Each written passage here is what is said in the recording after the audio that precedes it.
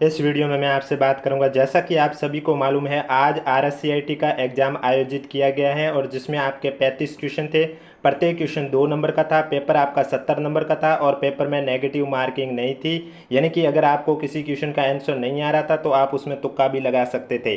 तो चलिए अब इस वीडियो में मैं आपसे बात करने जा रहा हूँ। आज पूछे गए 35 के 35 क्वेश्चन के एकदम सटीक आंसर की बताने जा रहा हूँ। वीडियो पसंद आए तो वीडियो को लाइक कीजिए, चैनल जरूर सब्सक्राइब कीजिए और पेपर की PDF आपको हमारे टेलीग्राम चैनल पर देखने को मिलेगी, जिसका लिंक नीचे डिस्क्रिप्शन में दिया हुआ। अगर अभी तक आपने ज्वाइन नहीं किया तो आप जाके ज्वाइन कर सकते हो। तो चलिए वीडियो स्टार्ट करते हैं। वीडियो स्टार्ट करने से पहले एक बार वीडियो को लाइक कर लीजिए, चैनल भी जरूर सब्सक्राइब कर लीजिए। पहला क्वेश्चन पूछा गया आज के पेपर में कि MS Excel function equal to LEN कोष्टक में 56-45 इसका आउटपुट क्या होगा। आपके पास ऑप्शन था 5, 6, 11 या 10। तो इसका आउटपुट आपको 56 में से 45 निकाल कर माइनस करने थे, वही आपका करेक्ट आंसर था, यानी कि सी आपका करेक्ट आंसर हो जाएगा, 11 आपका राइट आंसर हो जाएगा।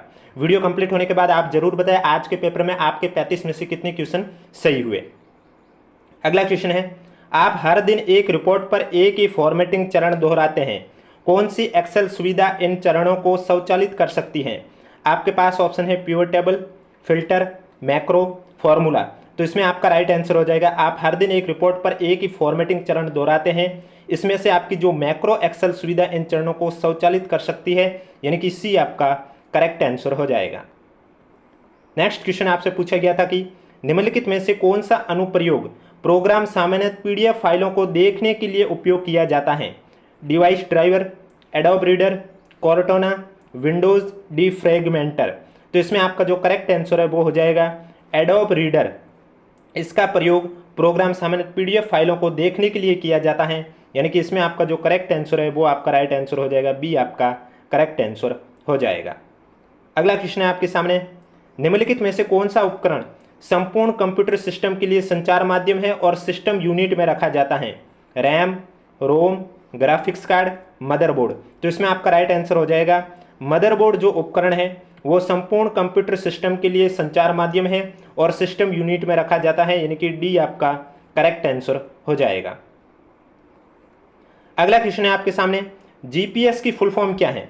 आपके पास ऑप्शन है global positioning system, general processing system, geographic placement service, global program software. तो GPS की जो फुल फॉर्म है वो है ग्लोबल पोजिशनिंग सिस्टम, यानी कि करेक्ट आंसर आपका हो जाएगा, ए आपका राइट आंसर हो जाएगा। नेक्स्ट क्वेश्चन है, अपने ब्राउजिंग इतिहास को संग्रहित होने से रोकने के लिए आपको कौन सी ब्राउजर सेटिंग का उपयोग करना चाहिए। रीसेट सेटिंग, पृष्ठ को बुकमार्क करें, प्राइवेट मोड या केवल कुकीज साफ करें।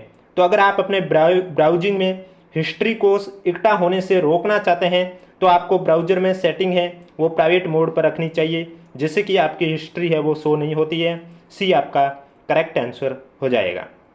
वीडियो पसंद आ रहा है तो एक बार वीडियो को लाइक कर लीजिए, चैनल भी जरूर सब्सक्राइब कर लीजिए।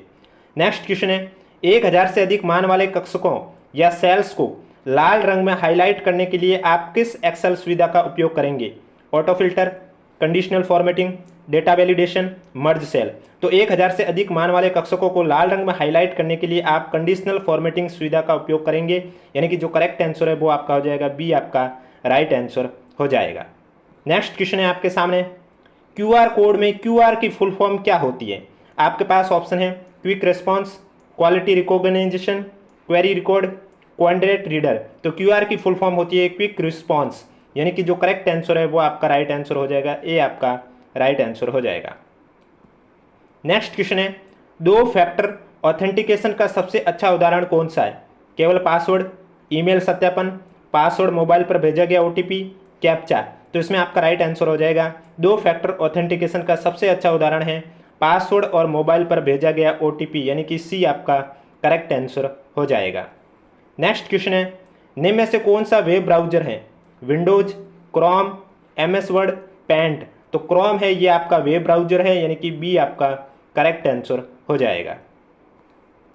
कौन सा मोबाइल ऐप आधार कार्ड, पैन कार्ड, मार्कशीट आदि तक डिजिटल पहुंच प्रदान करता है।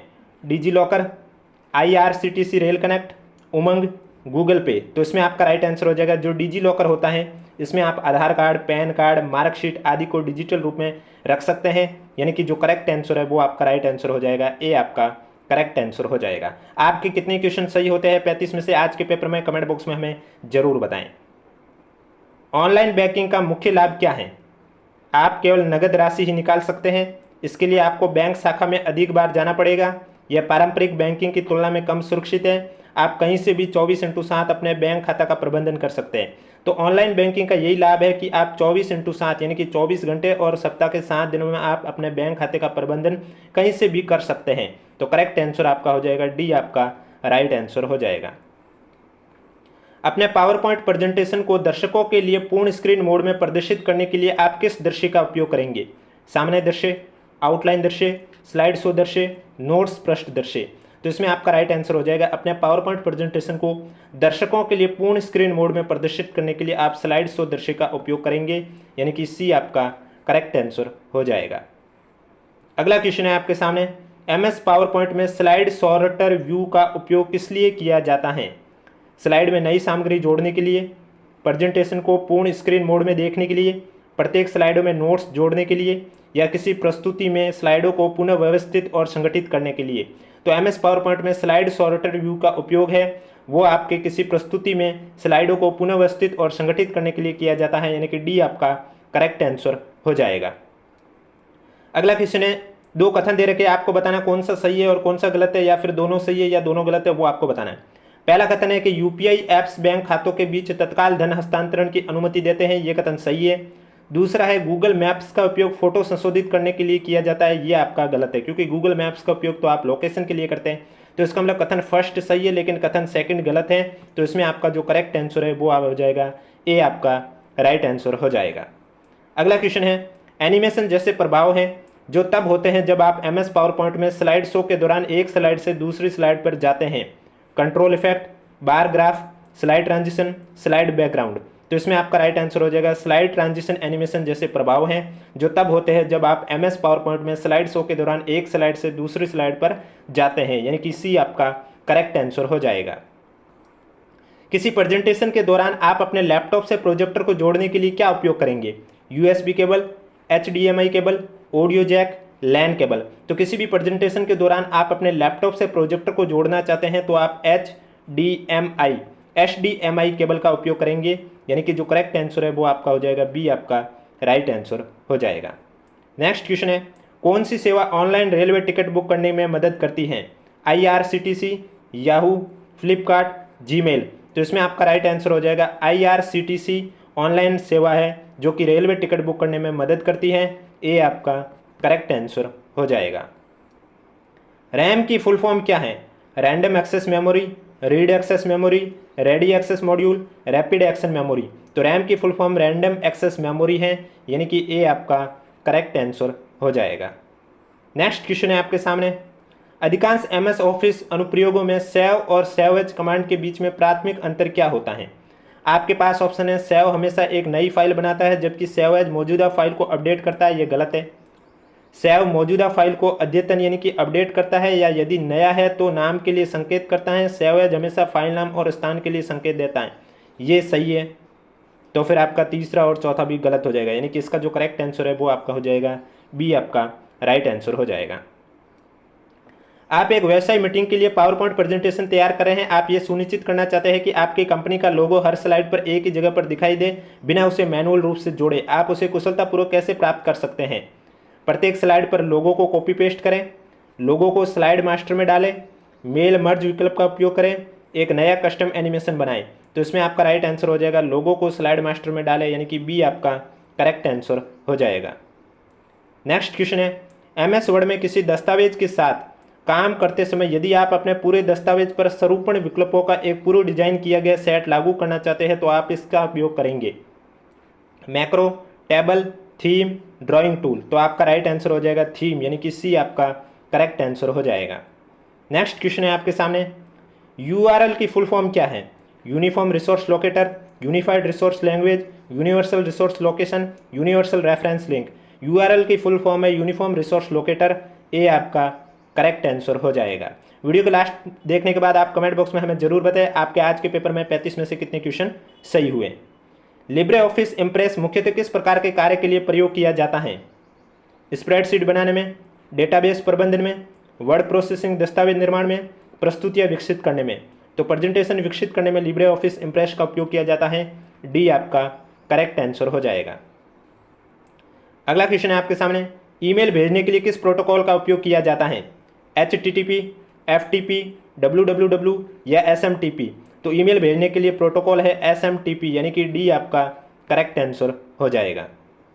नेक्स्ट क्वेश्चन है, एक्सेल में पिवट टेबल का उपयोग मुख्यतः किस उद्देश्य के लिए किया जाता है? चित्र बनाने में, बड़ी मात्रा में डेटा का सारांश और विश्लेषण करने में, पत्र टाइप करने के लिए, इंटरनेट से कनेक्ट करने के लिए। तो पिवट टेबल का उपयोग एक्सेल में आपके बड़ी मात्रा में डेटा का सारांश और विश्लेषण करने में किया जाता है, यानी कि बी आपका करेक्ट आंसर हो जाएगा। MS एक्सेल में किस प्रकार का चार्ट किसी समयावधि में रुझान दिखाने के लिए सबसे उपयुक्त है? Pie chart, line chart, bar chart, scatter plot. तो लाइन चार्ट आपका करेक्ट आंसर हो जाएगा, यानी कि सी आपका राइट आंसर हो जाएगा। अगला क्वेश्चन है, आमतौर पर पत्र लिखने के लिए कौन सा MS ऑफिस टूल का प्रयोग किया जाता है? MS Excel, MS Word, MS PowerPoint, MS Paint. तो पत्र लिखने के लिए आमतौर पर MS वर्ड का उपयोग किया जाता है, यानी कि बी आपका करेक्ट आंसर हो जाएगा। नेक्स्ट क्वेश्चन सुमिलित करना था और करेक्ट आंसर बताना था। तो हार्डवेयर की बात करें तो हार्डवेयर आपके कंप्यूटर का एक भौतिक भाग है, यानी कि आर हो जाएगा।